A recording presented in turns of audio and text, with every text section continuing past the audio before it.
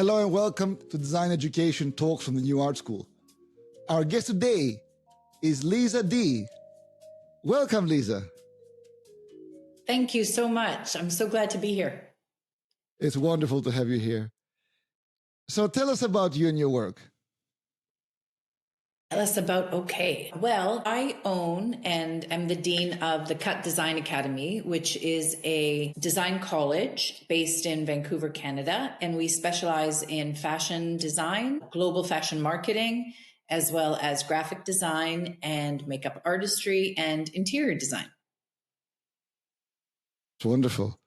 Yeah, it's a lot of fun. I started this in 2018, and then we got fully accredited at the end of 2019, and then bang, COVID. Okay. So yeah. So what made you start your own academy? Well, my background is design. So I went to design school back 30 some odd years ago, and in Toronto, Ontario. And then after my education, I moved back to Vancouver and I started my own studio, which quickly turned into a factory. So for about 15 years, I ran two factories. I sold one and then another one, but it was the same kind of thing. Anyway, but I had about 50 staff inside, and then I had about 150 cottage industry workers. And in Vancouver, especially back in the 90s and 2000s, there was a very healthy manufacturing industry. And I really enjoyed it. I really loved it. We had customers like West Beach, Umbro, Intrawest. I had my own corporate wear brand. We were manufacturing anywhere from 10,000 to 20,000 units a month, all domestic manufacturing.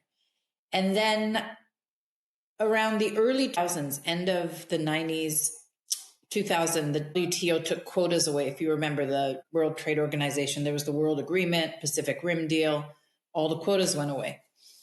So that changed the landscape of things, where there was still domestic manufacturing. I was manufacturing a lot for US brands at the time. There was a lot of manufacturing still going on. But what started happening was something called the race for the bottom. So you couldn't make it cheap enough, you couldn't make it fast enough, and there was relationships, customer relationships, any loyalty, all out the window. Even when I got into manufacturing at the tail end of the 80s, 89, 90, business was done on a handshake. You worked with people you enjoyed working with, even if it was a little bit more or a little bit, there was a relationship factored in. At the end of the 90s, turn of the century, 2000s, with all of those quotas going away, it was all about price and it was about quantity when it came from manufacturing. Anyway, I got a little bit tired and fed up. I didn't understand the point of what I was doing. So I sold everything and moved to New York to actually get into film to produce film, which I did produce a couple of films, and one with Daryl Hannah, nonetheless. And in New York, I started getting asked to consult young brands to launch their businesses. And many of my clients did really, really well. They got into Saks, they got into Nordstrom's, they got on the cover of WWD, they got into InStyle, Bazaar. They started doing really well. And none of these brands had any formal education. So I realized that there was an opportunity and a niche for consulting in the way that I was consulting. Long and short of it, I started a 2-day how to start your own fashion business seminar, which I produced in New York and LA. And that was the genesis of the Cut Design Academy, which is my school now. I ended up moving back to Vancouver in 2015 for personal reasons. My father was ill and things like that. And, I didn't know what I was going to do. I had in my career in New York, through my consulting, I got funded for a technology platform that was a sourcing portal for designers and vendors globally, but that were NAFTA or SAFTA approved. The reason I'm sort of going through all this is because all of the different things that I had done over my 30 years was 100% the contribution to opening the school, because I realized that I saw my industry in a full 365-degree way. When I first started my factory and I had debts and stuff, I did wardrobe for film. So I spent 2 years doing costume for feature films, also TV, aside from opening a few different businesses, and one being a technology platform. That was back in 2009, 2010. I had an understanding of design technology, which was also lacking in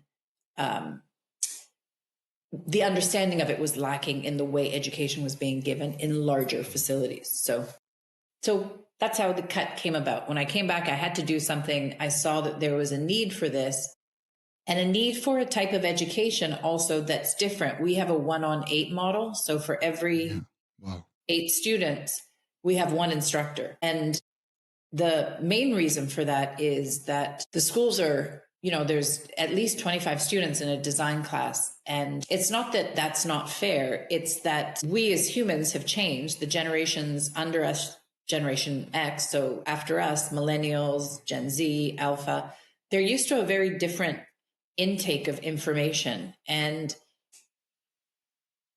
their attention span has been affected differently. So keeping their attention in the old model of teaching, you're sort of pushing water uphill. It takes a little bit more than that to make sure that the information they're getting is sinking in. So the approach has to be a little bit different. And that's very hard to do with a larger ratio than 1-on-8.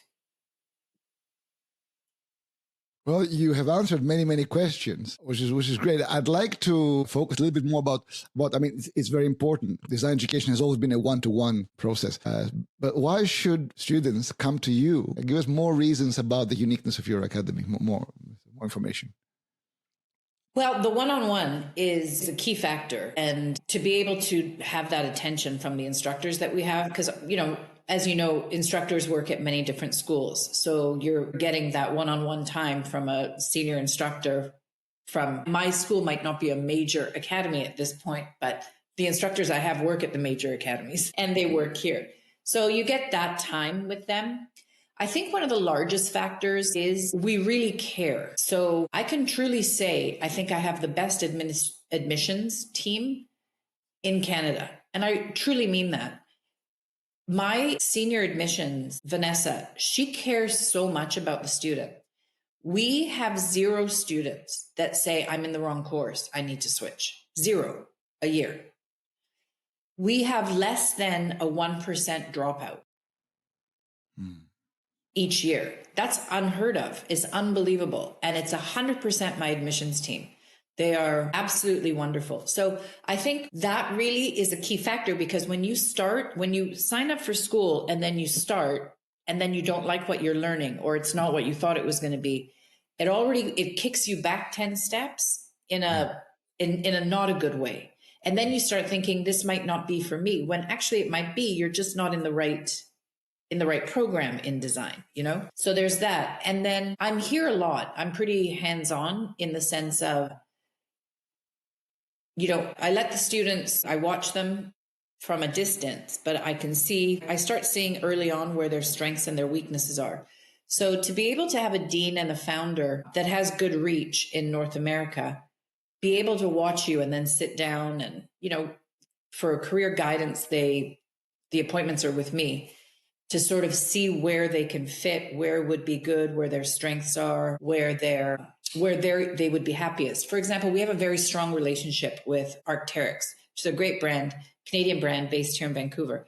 And we know the things that they look for in product for hiring. And many of the mature students that either have a design background will come to us for second level pattern making and then digital pattern making. And I have to say, we have 100% placement in Arc'teryx when people take that pathway that want to end up there. So that type of nurturing from the instructors as well as the dean, to me, would be the main reason, because you don't really get that in too many schools. This is great. Absolutely. So what has changed for the academy post-pandemic, and where do you see your education going? So funny thing, we got accredited, which means you get your federal number. Yes, of course. We had run it like a year before. You've got to run for a year and then you get your federal number. So we got our federal number October 2019, which means our first intake would be January 2020. So people were still, traveling, but, there was this thing happening. So by March, bang, lockdown. So even though we were accredited in 2019. Our first year really wasn't till 2021. During the pandemic, obviously everything went online, and we maybe had 4, 5, 6 students. It was very minimal. Post-pandemic, you know, I don't know if this is, I'm not going to say it's a good thing or a bad thing, but you just see people opting to go online and learn for the ease of it, So I think that what I've noticed is that the pandemic made the remote aspect of living your life easier and more convenient because it was proven that it can be done. So on many things, I think that's great. Like if you can work remotely, you can enjoy different cities, different countries, that's great. However, I think that there's a camaraderie that happens in education. You know, you do something, every school does it, blended enrollment contracts. So you can do part online, part in person, however you want to come in. I don't know. I just see that option is a lot more. You would think after a pandemic, everybody would just want to be in person or face to face, but they missed that experience. What I've noticed is that it's freed up the opportunity for people to learn in a way that's more convenient for them. For the teaching aspect, it's okay. The one thing I have to say is our online students are super engaged. Like they are right into it. Oh yeah.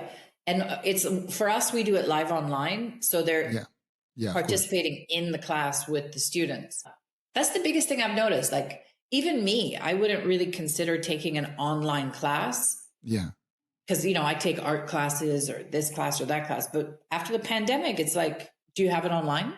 Yeah. I mean, the general feeling is that students keep wanting offline, at least in Europe and in other parts, even in the Far East. They do want more offline. But yeah, I mean, it's good that you have some students online. Yeah, I mean, we have like the majority of our students are in person. So, you know, 80% is in person. I guess what I'm trying to say is that the convenience of it has increased the online. Yes, of course. Which isn't terrible. No, I mean, if something works for someone and they can make that decision in a mature way, then it's different. The only thing is that if somebody's online, you can't guarantee that they're actually following. But if they're engaged, then you have a perfect deal. Yes, exactly. Yes. Yeah, it's the ones that are local. The negative hitch is the ones that are local or are already here.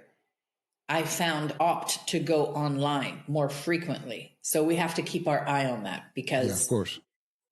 And I think that's just a subconscious thing that happened after the pandemic where this is an option. Right. Yes, of course.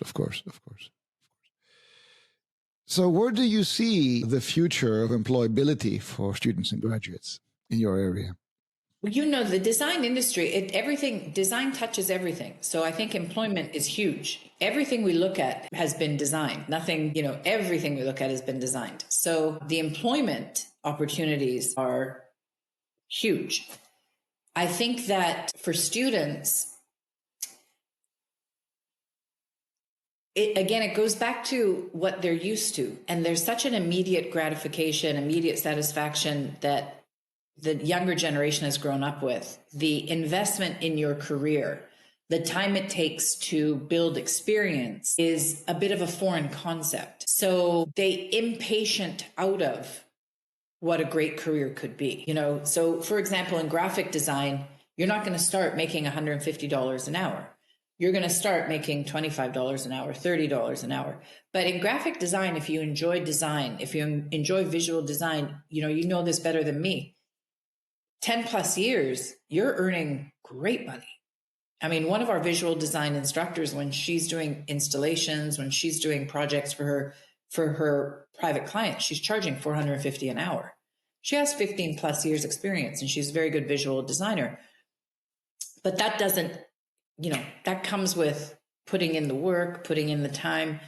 and enjoying the learning process, like we were speaking about, enjoying making the mistakes, enjoying figuring out, how to do something even better. So that whole part of getting your hands dirty, trying to teach the students that that's the fun of it, is a really important aspect of education for me and for the cut. To really get in there, like we were speaking. Yes, you've got to worry about your grade. We're accredited. We have to follow that scale. However, because we're a smaller school as well, and the teachers understand the development of a student, your grade is based on many things, including your effort, including your professionalism, including how you approach a project. So those aspects for students, when they look at it, it's not just employment or being employable or a career or starting your own business. It's not just your talents. People have to want to work with you. And those soft skills are, very important to build, especially, Absolutely. When you think about it, especially because the younger generations have grown up in a greater silo than what we grew up in. So I can work on my soft skills, I think, too, though. That's great. Are you finding any limitations within your school that you could do differently in any way within the way that we have to work?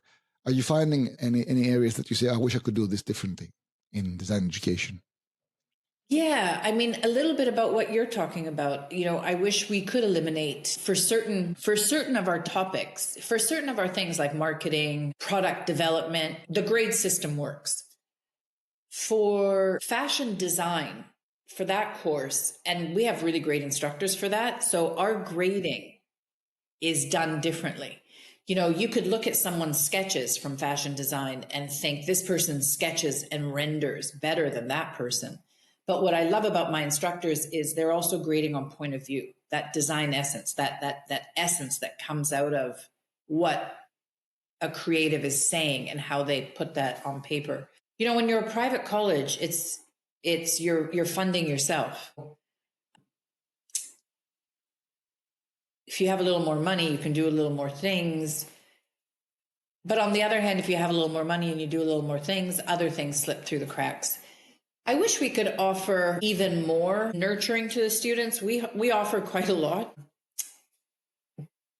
But again, on the other hand, sometimes when you're known for that, like because we're known for small class sizes, if we get 8 or 9 students in a class and I still have a TA, I will sometimes get complaints from students saying there's too many people in a class. My God.